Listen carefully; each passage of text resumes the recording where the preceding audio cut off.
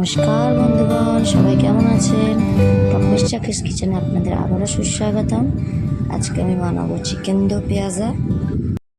Chicken দো পেঁয়াজের জন্য আমি নিয়েছি 1 কিলো চিকেন। তো এই চিকেনটাকে আমি ভালো করে ধুয়ে নিয়েছি।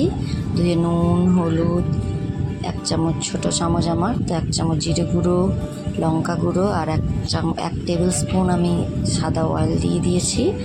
আর 1 চামচ আমি আদা রসুন বাটা দিয়ে দিয়েছি। দিয়ে এটাকে আমি ভালো করে ম্যারিনেশন করে রেখে দেবো 1/2 ঘন্টার জন্য।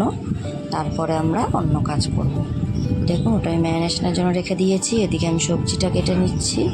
তো এখানে আমি 4টে পেঁয়াজ দেবো, যেহেতু আমার 1 কিলো, তো এটা একটু বেশি লাগবে। যারা যেমন পরিমাণ মাংস নিয়ে আসবেন সেই হিসাবে দেবেন। তো 2টো পেঁয়াজ আমি ঠিক এরকম করে দিচ্ছি, দেখুন কীভাবে। তো আপনারাও ঠিক এইভাবে দেবেন।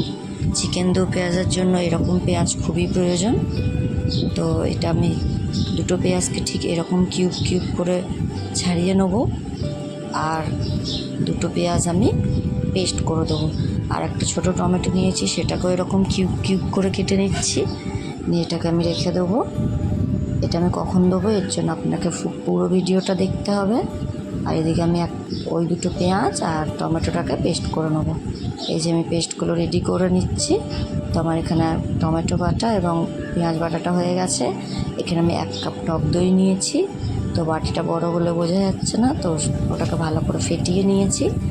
আর এদিকে আমি এবার কড়াইতে তেল গরম করতে দিয়ে দিয়েছি। তেল গরম হয়ে যাওয়ার পরে আমি চিকেনটাকে তুলে দিচ্ছি ভাজা হওয়ার জন্য।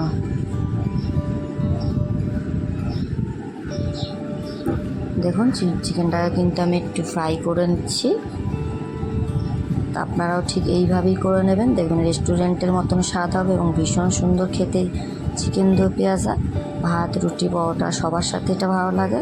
আমার ভিডিওগুলো যদি আপনাদের ভালো লাগে অতি অবশ্যই লাইক, কমেন্ট, শেয়ার এবং সাবস্ক্রাইব করতে ভুলবেন না। আমি চিকেনগুলোকে ভালো করে ভেজে নিচ্ছি।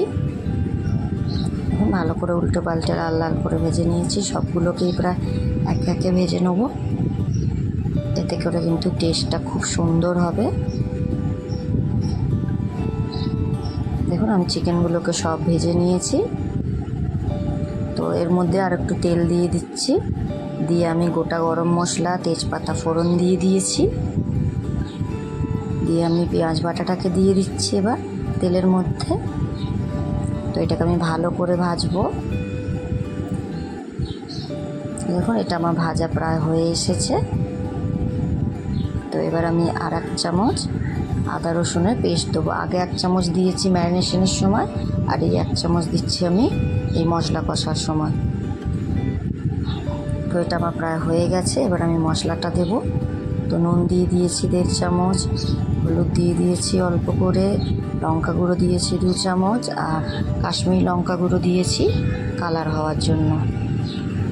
তো দিয়ে এবার মশলাটাকে ভালো করে কষে নেবো আমি। নিয়ে টমেটো বাটাটাকে দিয়ে দিচ্ছি। দিয়ে আবারও মশলাটা আমি ভালো করে কষে নিচ্ছি। দেখুন, মশলাটা কিন্তু আমার প্রায় কষা হয়ে গিয়েছে। এবার আমি চিকেনটাকে তুলে দিচ্ছি। দিয়ে আবারও আমি এটাকে ভালো করে একটু কষে নেব।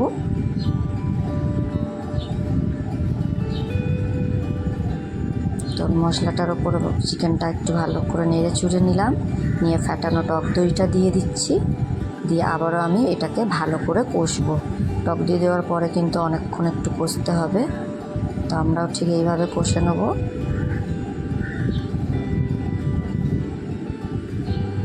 দেখুন, এটাকে কিন্তু আমি ভালো করে কষে নিচ্ছি। কালারটা কিন্তু খুব সুন্দর হয়েছে, গন্ধটাও দারুণ বেরোচ্ছে। তো ওটা হোক ওই দিকে। আরেক দিকে আমি একটা প্যানে একটু কাসুরি মেথি নিয়ে নিয়েছি। নিয়ে এটাকে গরম করে নিচ্ছি। এটাকে ভালো করে একটু ফ্রাই করে নিয়ে এটাকে আমি রেখে দেবো। তো এবার ওই প্যানের মধ্যে আমি 1 চামচ বাটার দিয়ে দিলাম। বাটার দিয়ে আমি যে পেঁয়াজটা টমেটোটা কিউব করে রেখেছিলাম ছাড়িয়ে ছাড়িয়ে, তো সেটাকে আমি এবার টস করে নেব। দেখুন, আমি কিন্তু এভাবে টস করে নিচ্ছি। তো এটা আমার কিন্তু হয়ে গিয়েছে। তো এবার আমি ওই পেঁয়াজটাকে আমি চিকেনের মধ্যে দিয়ে নেব। দিয়ে আমি আবারও ভালো করে নেড়ে চুড়ে নেব। দেখুন এটা কিন্তু ভালো করে কষা হয়ে গেছে। তো আমি যে প্যানটা আমি মাখনটার পেঁয়াজটা টস করে দিয়েছিলাম ওর মধ্যে একটু গরম জল বসিয়ে দিয়েছি। যদি মনে হয় চিকেনটা একটু বাকি রয়েছে, আমার একটু বাকি ছিল, তো এই জন্য আমি একটু অল্প করে গরম জল দিয়ে দিয়েছিলাম। আপনারাও ঠিক এইভাবে গরম জল দেবেন, একদমই কিন্তু কাঁচা জল দেবেন না, তাহলে কিন্তু স্বাদটা পুরোপুরি বদলে যাবে। তো অবশ্যই আপনারা গরম জল দিয়ে একটু ঢাকা দিয়ে কিছুক্ষণ হতে দেবেন। দেখুন এটা কিন্তু আমার হয়ে গিয়েছে প্রায়। তো এবার আমি কাসুরি মেথিটা একটু ক্রাশ করে দিয়ে দিয়েছি। আপনারাও ঠিক এইভাবে কাসুরি মেথিটা দিয়ে দেবেন। এটা আপনারা অবশ্যই একবার বানিয়ে দেখবেন এবং আমাকে জানাবেন কেমন হয়েছে। দেখুন আমার কিন্তু চিকেন দো পেঁয়াজাটা রেডি হয়ে গিয়েছে, আমি সার্ভ করে নিয়েছি।